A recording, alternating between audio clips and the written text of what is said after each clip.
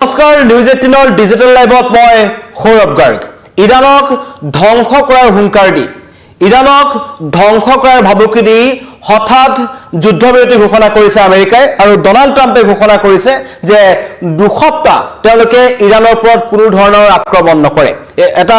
ডাঙৰ খবৰ মাজনিশাৰ এটা আপডেট আহিল যে কালিলৈকে যেটো কালি সন্ধিয়া মঙ্গলবাৰে 8 বজালৈকে আসলতে ডনাল্ড ট্ৰাম্পে এটা ডেডলাইন দিছিল ইৰাণক যে 8 বজালৈকে যদি হৰমুজ প্ৰণালীটো মুকলি কৰি নিদিয়ে হৰমুজ প্ৰণালী যি ধৰণে ইৰাণে বন্ধ কৰি ৰাখিছে এবং হেফলে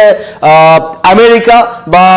আমেৰিকাৰ মিত্ৰজোঁটৰ যিবোৰ দেশ আছে বা আমেৰিকাৰ মিত্ৰ যিবোৰ দেশ আছে সেই দেশবোৰৰ জাহাজবোৰ তেওঁলোকে পাৰ হ'বলৈ দিয়া নাছিল যাৰ কাৰণে সমগ্ৰ বিশ্বতে এটা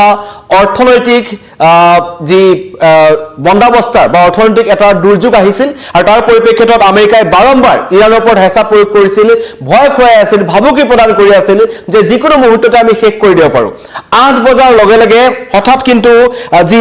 ট্ৰুথ ছ'চিয়েল বুলি এটা ছ'চিয়েল মিডিয়া যোগে ডনাল্ড ট্ৰাম্পে এটা কথা লিখিছিল যে আজি নিশা এটা সভ্যতাৰ মৃত্যু হ'ব আৰু তাত উল্লেখ কৰা হৈছিল ইৰাণৰ কথা যে ইৰাণৰ সভ্যতা বা ইৰাণখন সম্পূৰ্ণভাৱে শেষ কৰি দিয়া হ'ব যিবোৰ আন্তঃগাঁথনি আছে সেইবোৰ তেওঁলোকে টাৰ্গেট কৰিব পাৰমাণৱিক যিবোৰ প্ৰকল্প আছে তাত তেওঁলোকে আক্ৰমণ কৰিব আৰু লগতে যিবোৰ ডাঙৰ ডাঙৰ বৈদ্যুতিক শক্তি কেন্দ্ৰসমূহ আছে তাত তেওঁলোকে আক্ৰমণ কৰিব বুলি কোৱা হৈছিল কিন্তু সকলোকে আচৰিত কৰি হঠাৎ দুসপ্তাহৰ যুদ্ধবিৰতি ঘোষণা কৰিছে আশা কৰা হৈছে যে মধ্যপ্ৰাচ্যলৈ এতিয়া শান্তি ঘূৰি আহিব কিন্তু এই যিখন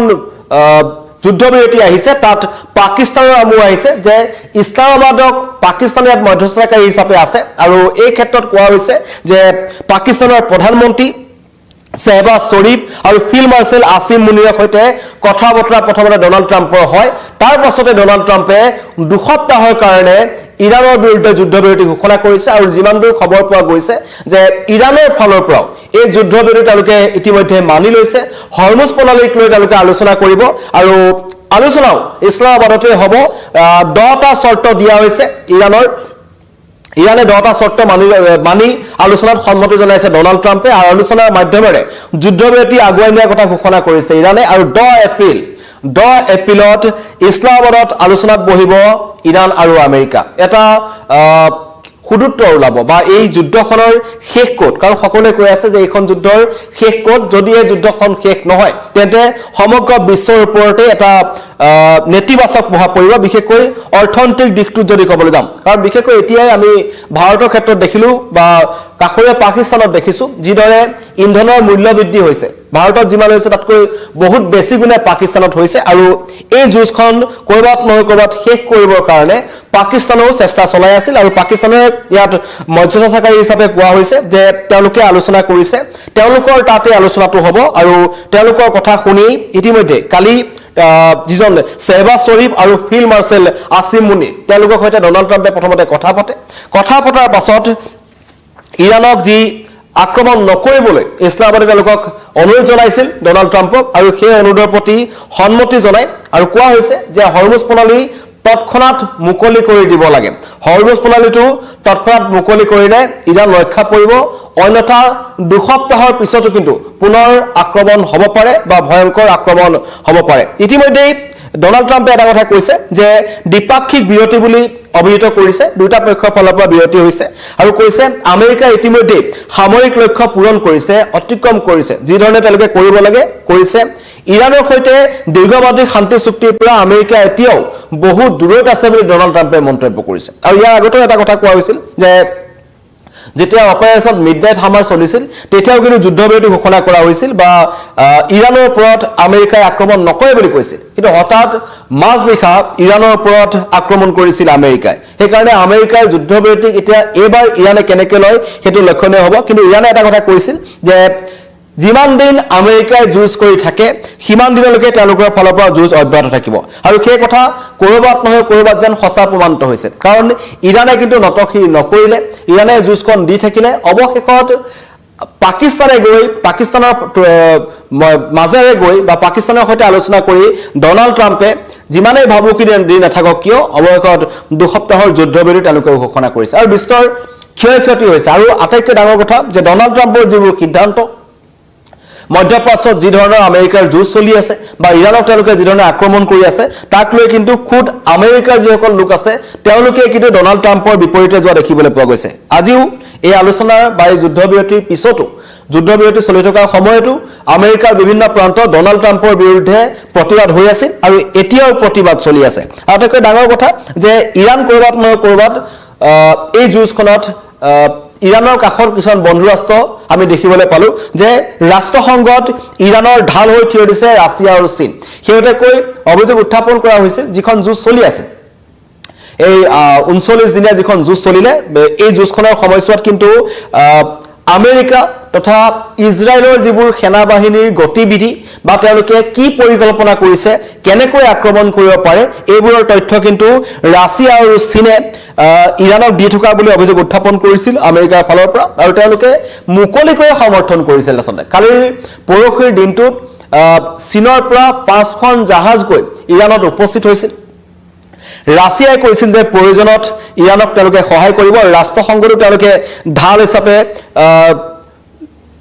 থিয় দিছে আৰু আমেৰিকাৰ ইৰাণ বিৰোধী যি সামৰিক কৌশল সেইটো কৰবাত নহয় কৰবাত ব্যৰ্থ হৈছে আৰু সেই কাৰণে অৱশেষত তেওঁলোকে বাধ্য হৈছে যে যুদ্ধবিৰতি ঘোষণা কৰিব লাগিব 2 সপ্তাহৰ যুদ্ধবিৰতি ঘোষণা কৰা হৈছে আৰু এতিয়াও ইৰাণৰ ফালৰ পৰা জনোৱা হৈছে যে তেওঁলোকে যুঁজ দিবলৈ সক্ষম তেওঁলোকে যুঁজ কৰি যাব কাৰণ এতিয়াও ইৰাণৰ যি অস্ত্ৰ ভাণ্ডাৰ আছে তাত 15000 মিসাইল আছে তেওঁলোকে কৈছে যে যিকোনো মুহূৰ্তত তেওঁলোকে আমেৰিকাকো আক্ৰমণ কৰিব পাৰে বা আমেৰিকাৰ যিবোৰ সামৰিক ঘাটি আছে মধ্যপ্ৰাচ্যত সেইবোৰ তেওঁলোকে টাৰ্গেট কৰিব পাৰে ইজৰাইলক তেওঁলোকে আক্ৰমণ কৰিব পাৰে আৰু লগতে 45000 ড্ৰোন এতিয়াও ইৰাণৰ ভাণ্ডাৰত আছে আৰু লগতে যিখিনি কথা কোৱা হৈছে যে কিছুমান অত্যাধুনিক ক্ষেপণাস্ত্ৰ এতিয়াও ইৰাণৰ হাতত মজুত আছে যিবোৰ তেওঁলোকে প্ৰয়োজনত প্ৰয়োগ কৰিব কিন্তু যিমান সহজ বুলি ভাবিছিল আচলতে আমেৰিকা আৰু ইজৰাইলে যে ইৰাণক একেবাৰে তেওঁলোকে শেষ কৰি পেলাব এটা সভ্যতা তেওঁলোকে শেষ কৰি পেলাব ইৰাণখন সম্পূৰ্ণভাৱে ধ্বংস কৰি পেলাব যিবোৰ ভাবুকি দি আছিল সেই ভাবুকিবোৰৰ পিছত ডেডলাইন উকলি যোৱাৰ পাছত কিন্তু আমেৰিকাই ইৰাণক যুদ্ধবিৰতিৰ কাৰণে তেওঁলোকে সন্মত হৈছে আৰু হৰমুজ প্ৰণালীক লৈ পেলাই সকলোৰে চকু আছে সকলোৱে বিচাৰিছিল যে যুদ্ধখন সোনকালে শেষ হ'ব লাগে বিশ্বৰ প্ৰত্যেকখন দেশেই বিচাৰি আছে যে এই যুঁজখন সোনকালে শেষ হ'ব লাগে কাৰণ কৰবাত নহয় কৰবাত এই যুঁজখনে বা হৰমুজ প্ৰণালী বন্ধ হৈ থকাটোৱে প্ৰত্যেকখন দেশৰ ব্যৱসায়িক ক্ষেত্ৰত বা এই অৰ্থনৈতিক দিশটোত এটা ব্যাপক প্ৰভাৱ পেলাইছে তেল আটাইতকৈ বেছি চিন্তা কৰা হৈছে তেল কাৰণ বিশ্বৰ 25% তেল এই হৰমুজ প্ৰণালীৰ মাজেদি সৰবৰাহ হয় বা তাৰ পৰা অনানিয়া কৰা হয় ৰপ্তানি কৰা হয় আমদানি কৰা হয় আৰু এই ক্ষেত্ৰত হৰমুজ প্ৰণালী যে বন্ধ হৈ আছে বা অন্য যিবোৰ ঠাই আছে যিবোৰ ইৰাণে বন্ধ কৰি ৰাখিছে সেইবোৰ যদি বন্ধ কৰি দিয়ে তেন্তে এই ভাৰত বা আমাৰ এই এছিয়াৰ যিবোৰ দেশ আছে সেইবোৰ দেশলৈ যদি তেলবোৰ আনিব লগা হয় তেন্তে আফ্ৰিকা মহাদেশ হৈ পেলাই ঘূৰি আহিব লাগিব যিটো